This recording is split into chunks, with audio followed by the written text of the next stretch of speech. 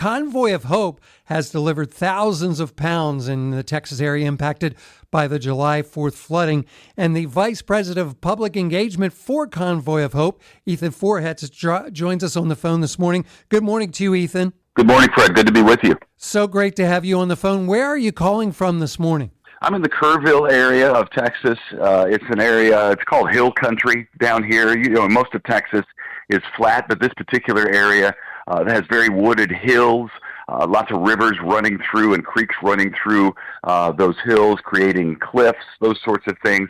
And that's where the water just added up so quickly more than a week ago, and that water came rushing through and devastated so many people, so many families here. Just can't imagine. I mean, we've all watched the videos, we've all seen the news reports, and within hours of that happening, Convoy of Hope was there. Can you tell us a little bit about how that works and what you guys do? Well, Convoy is always ready. A big part of what we do as an organization is respond to disasters in this country and around the world. Last year, for example, we responded to 99 disasters. When you consider 52 weeks in a year, you kind of get an idea of how busy our teams are. So we're constantly like a group of firefighters waiting for a bell to ring, whatever disaster that is. And sadly, it happened on the 4th of July.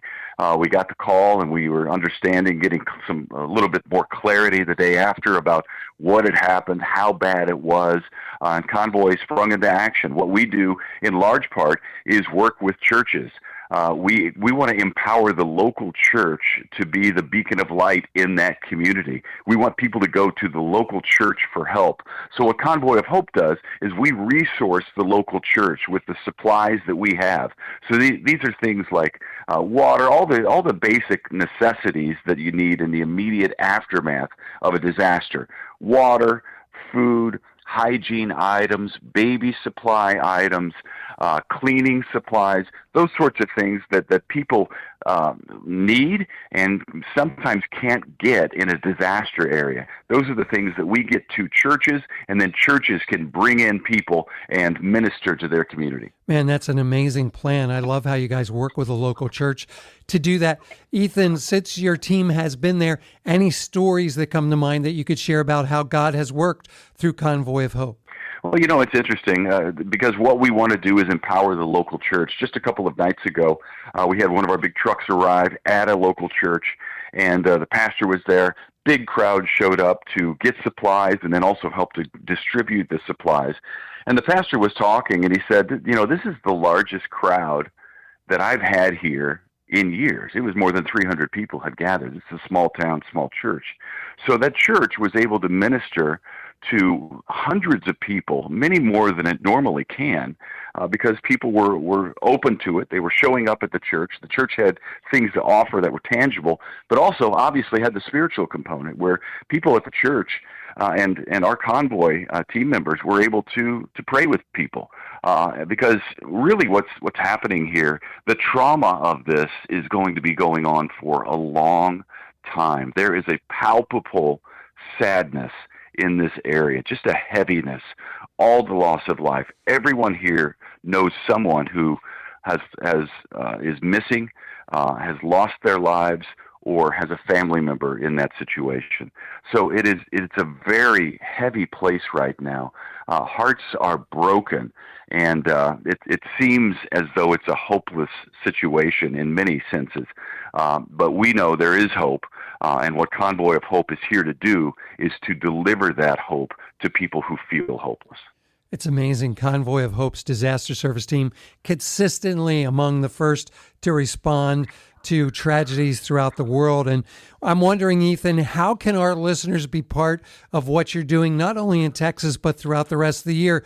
Can we come alongside you and support what you're doing? We would love that. And the number one thing that we ask for is prayer. We need prayer for our teams, that we would have wisdom and favor and discernment and the ability to get supplies to people who need them. Obviously, we'd ask that you pray for the people of Texas right now as they're dealing with really the unimaginable in many ways. So the prayer is the number one thing that we need, and we cover your prayers. So thank you for that. I know your audience is a praying audience. Number two, if you could make a donation, that helps us be able to get those supplies to people who need the supplies. It allows us to do what we do. It all comes down to resources, right?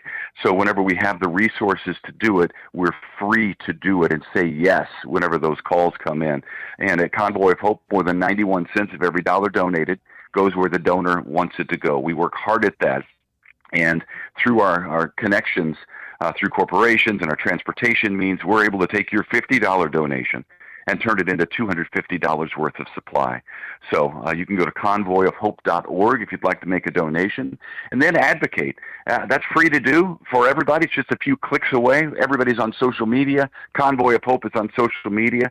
So we'd ask you to just type in the search bar, Convoy of Hope, follow us, like us, and then when you see something that touches your heart, we're producing videos from this area to show you what we're doing, and then year-round we'll keep you up to date on what's happening through Convoy of Hope.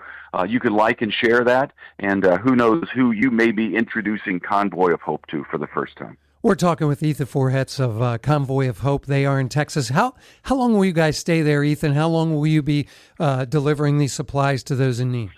It's always difficult to put an actual time stamp on something to tell you how long, but I'll tell you this. Convoy of Hope has pledged to be here for the long haul. We're going to be here helping these churches, resourcing these churches to be able to help people in the community for the long term. Now, whether the times can change on that, but we're going to be here as long as the need is here, is what Convoy of Hope has pledged to do. Amazing. Here's an opportunity for us to pray, to share, and to give. Convoyofhope.org is the place where you could start. Check out their Facebook and Instagram as well and be a part of what they're delivering, the hope that they're delivering to those who have been so impacted by the July 4th flooding in the Texas Hill Country. Ethan, thank you for taking time out of your schedule to share with us today.